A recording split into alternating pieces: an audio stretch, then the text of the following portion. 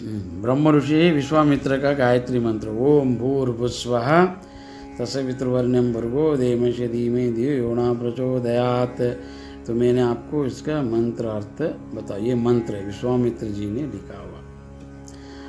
हम दिव्य सविता के अत्युत्तम ज्योति का ध्यान करेंगे जो हमारे बुद्धि को प्रेरित करेगा। मतलब जो सूर्य नारायण का जो प्रकाश है, जो जगत को कार्यान्वित करता है, सबको जगाता है, प्रेरित करता है, तो वैसा ही हमारे बुद्धि को भी प्रेरित करे और रक्षणा करे, ऐसा इसका अर्थ है।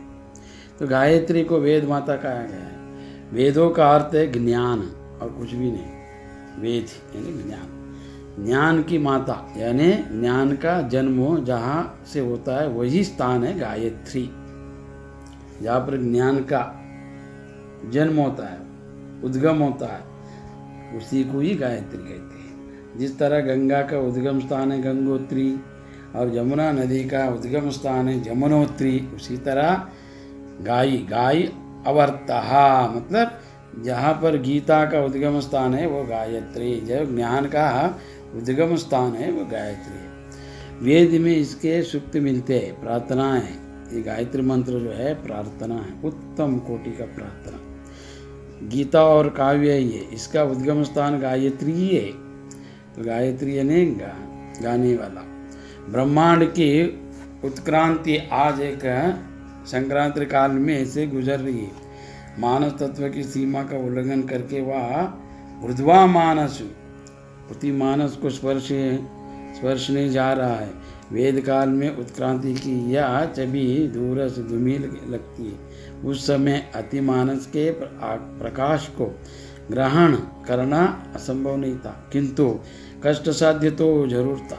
ऐसा वेद काल में भी महर्षि विश्वामित्र को विश्वास हो गया था कि अति उच्च पवित्र स्थल जो स्वर्ण रंगी सत्य का प्रकाश है, जो भर्ग है, उसी की मदद से आत्मज्ञान आसानी से प्राप्त हो सकता है, जिसकी प्रेरणा बिन आध्यात्मिक साधना का सफर कष्टमय और कष्टदायक है।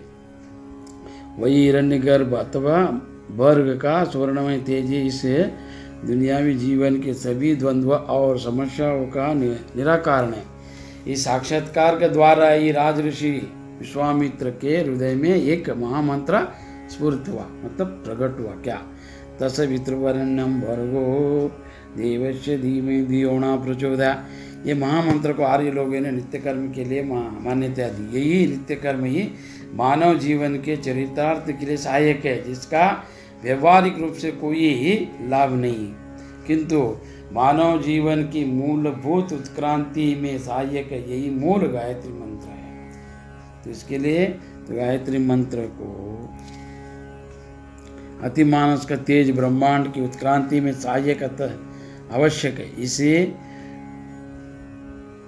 वैश्विक शक्ति मतलब विश्व का जो शक्ति का परस्पर विनिमय न होने से व्यक्तिगत पाप हो पुण्य जैसे परिणाम दर्शक शब्दों में वर्णित नहीं किया जा सकता। यह समिष्टि साधना है, सामूहिक साधना है। इस सत्य की राजऋषि विश्वामित्र को अनुभूति प्रेरणा रूप से ही हुआ। इसीलिए दिय योणा प्रचोदया, हमारा बुद्धि को प्रेरणा दो, इन शब्दों में उन्होंने व्यक्त किया। तो ये अति उत्तम सर्वश्रेष्ठ मंत्र। तो इसमें 24 अक्षर है और 24 प्रणव है। ये अजपा ब्रह्म गायत्री, इसके लिए ये सर्वश्रेष्ठ है, वेद विहित है। और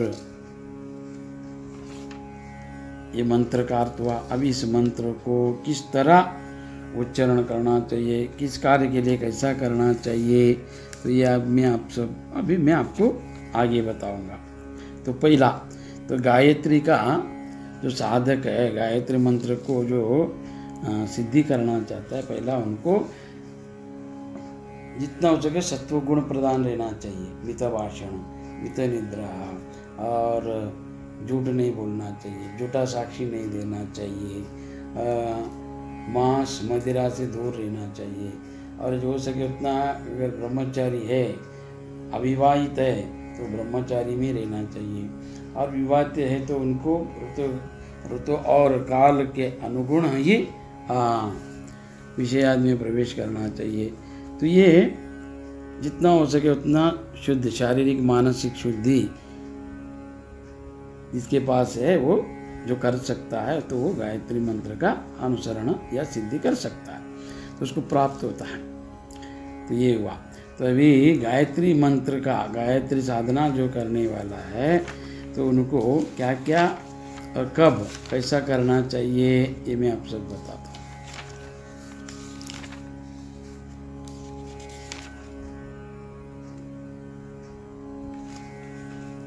तभी गायत्री पुरोच्चरण।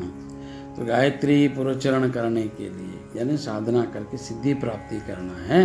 पूर्व कहते हैं पूर्व आगे की ओर चरण का मतलब है चलना, चलने के पूर्व की स्थिति तैयारी को ही पुरोच्चरण कहते हैं। चलने के 3 भाग है, एक है गति, दूसरा अगति, तीसरा है स्थिति।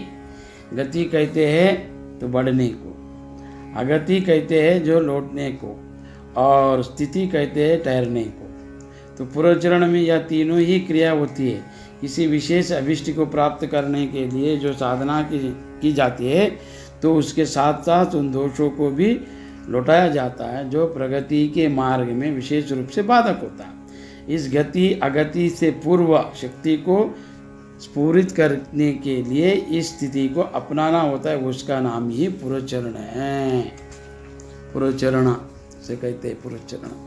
अभिष्ट उद्देश्य की प्राप्ति के लिए पर्याप्त मात्रा में आत्मिक बल प्राप्त करने के लिए कुछ समय आंतरिक शक्तियों को फुलाया फलाया विकसित किया जाता है। इसी प्रक्रिया का नाम है पुरोच्चरण। पुरोच्चरण किसी कार्य विशेष के लिए किया जाता है या पुरोहित की अध्यक्षता में किया जाता है। और दूसरा, अनुष्ठान अकेला मनुष्य बिन किसी सहायता के कर सकता है, तो कोई पुरोहित की जरूरत नहीं। अगर आपको पता नहीं है तो जो गायत्री मंत्र का सिद्ध किया है गायत्री उपासक ऐसा पुरोहित जो ब्राह्मण है, तो उनके अध्यक्षता में आप कर सकते हैं, या बिन अकेला ही कर सकते हैं, किसी के सहायता के बिन। अनुष्ठान अकेला ही करना चाहिए अनुष्ठान। तो ये अनुष्ठान जो करता है पुरोच्चरण, तो जब से द्वादश जो है ओम करना चाहिए अवन, और ओम से द्वादश तर्पण, फिर तर्पण का द्वादश मार्जन, और मार्जन का द्वादश ब्राह्मण भोजन करने का पुरोच्चरण का नियम है। तो पुरोच्चरण का कार्य है विभाजन इस प्रकार है। पुरोच्चरण का कार्य का विभाजन, तो पुरोच्चरण करके आपको सिद्धि प्राप्ति करना है, तो नियम अनिवार्य है। तो बिना नियम का, बिना शासन का तो आप शासित नहीं हो सकते, राजा नहीं बन सकते। तो इसके लिए नित्य कर्म, स्नान आदि, फिर संध्या, गायत्री पूजन जिसके प्रधान अंग पूजन, कवच, न्यास, ध्यान और सूत्र। तो प्रधान अंग पूजन जैसे गायत्री कवच का पाठ, फिर अंगन्यास, हृदयन्यास, करन्यास, फिर ध्यान और सूत्र, शाप विमोचन मंत्र, फिर अवन, तर्पण, मार्जन, मुद्रा, विसर्जन, ब्राह्मण भोजन, इस क्रम से नित्य चलना चाहिए इस क्रम। तो वो सिद्धि अति शीघ्र और बिना आयास, बिना अड़चन का प्राप्त होता है। पुरोच्चरण पूरा हो जाने पर ब्रह्म भोजन, प्रति भोजन, बड़ा यज्ञ, कथा कीर्तन, प्रसाद वितरण, ये समारोह उत्साह मना सकता है आप पुरोच्चरण करने के बाद। मंगल कामना के साथ पूजा सामग्री को शुद्ध स्थान में विसर्जन करते हुए कार्यक्रम समाप्त करना चाहिए। ये पुरोच्चरण का मैंने आपको बताया पुरोच्चरण कैसा किया जाता है। फिर ये करने के लिए वार, तिथि, नक्षत्र वो देखना चाहिए। क्यों? सिद्धि प्राप्त करना है। गुरु शुक्र का उदय होने पर, मतलब गुरु शुक्र का अस्त नहीं होना चाहिए कोई भी सत्कार्य के लिए। तो गुरु और शुक्र अनिवार्य है, तो उनको देखना चाहिए आपके जन्म कुंडली में, लग्न कुंडली में या ज्योतिष में। आप साधना जब चालू कर रहे हैं तो उस गोचर में गुरु और शुक्र का उदय होने पर शुद्ध लग्न में, अच्छे वार में, शुद्ध लग्न, ये जो ज्योतिष जानता है उनके लिए। तो ये अच्छा वार में जैसे सोमवार, गुरुवार, शुक्रवार, बुधवार, तो इनको अच्छा वार माने, शुभ वार माने। अनुकूल चंद्र, और चंद्र तारा बल भी देखना चाहिए। चंद्र उसमें राशि में है, तारा बल देखकर विशेष रूप से शुक्ल पक्ष पुरचरण करने में मंत्र सिद्धि होता है। तो ये होगा शुक्ल पक्ष में। तो कृष्ण पक्ष में भी आप कर सकता है, नवरात्रि यदि तिथि आता है ना, तो उसमें भी आप कर सकता है। तो इसके लिए शुक्ल पक्ष योग्य है सिद्धि के लिए। फिर अभी आसन, काले मृग चर्म आसन से क्या प्राप्त होता है? ज्ञान सिद्धि मिलता है। काला मृग चर्म, हरिण का चर्म। और मोक्ष प्राप्ति के लिए सर्वोपरि धर्म अर्थ काम मोक्ष, मोक्ष अंतिम। तो मोक्ष प्राप्ति ने ईश्वर में विलीन हो जाना है, ईश्वरत्व बन जाना, ईश्वर तत्व को जानना, मोक्ष। और श्री विद्या मतलब संपदा प्राप्ति के लिए व्याघ्र चर्म के ऊपर बैठना चाहिए।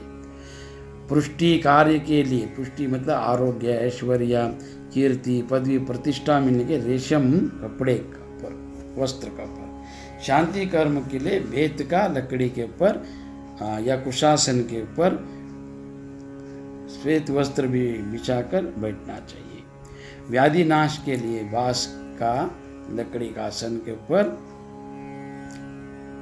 सफेद वस्त्र डालकर बैठना चाहिए। दुख मोचन के लिए कंबल का आसन लेना चाहिए। कंबल लाल या काला, तो लाल या काला कंबल या ऊनी का लाल या पीला कंबल, तो उसके ऊपर बैठकर भी साधना करने से दुख रोग निवारण होता है। तो आरंभिक दिन से लेकर अंतिम दिन तक तो आपने साधना प्रारंभ किया है, तो जैसा साधना प्रारंभ करते संकल्प किया आपने 1000 मंत्र या 10,000 मंत्र या 20,000 मंत्र, तो वो एक ही जैसा रहना चाहिए। रोज उसी समय में, एक स्थान में, एक काल में, और मंत्र का संख्या उतना ही रहना चाहिए। संकल्प का विकल्प नहीं होना चाहिए, संकल्प दृढ़ होना चाहिए और यथार्थ रूप से करना चाहिए। आज संकल्प के 1000, कल आप 2000 करेगा नहीं, आज 2000 के कल 3000 करेगा नहीं, 1000 तो 1000, 4000 4000 या 10,000 के 10,000, एक ही संख्या में जाप करना चाहिए, न कम न ज्यादा। निरंतर ऐसा करते रहे तो इससे सिद्धि अति शीघ्र प्राप्त होता है। प्रातः से लेकर मध्याह्न तक विधिवत जाप करते रहना चाहिए। फिर मध्याह्न से सायंकाल तक मंत्रार्थ का चिंतन करना चाहिए। तो पुरचरण का विधि क्या है? पुरचरण किस संख्या में पूर्ण होता है? तो पहला 1.25 लाख पुरचरण में, उसके बाद 24 लाख, 24 लाख 24, पहला 1.25 लाख, 24 लाख, 24 और 1 करोड़, 1.25 करोड़ अथवा 24,000, सबसे कम 24,000। ये प्राय 24 दिन में पूरा करना पड़ता है। तो 24 दिन में करना चाहिए। एक तो पहला आप सुने तो 9 दिन या 11 या 21 या 24 या 41 सबसे लास्ट, और उससे भी आगे अगर करना है पूर्ण रूप से तो 108 दिन आप उसका साधना कर सकता है। तो आप देखो 9 दिन से 11, 24 और 41 और उसके बाद 108 दिन पूर्ण, ऐसा संकल्प करके एक ही समय में एक आसन, एक दिशा, एक संख्या में मंत्र, ये पूरा अगर आप किया यथार्थ रूप से, इन सब बातों को ध्यान में रखकर जाप करने वाला और जाप होने के बाद हवन तर्पण सहयोग देने वाला, ब्राह्मणों को यथार्थ दान दक्षिणा देने वाला, ऐसा जो व्यक्ति करता है तो उसके हाथ में बहुत शीघ्र सिद्धि प्राप्त होता है।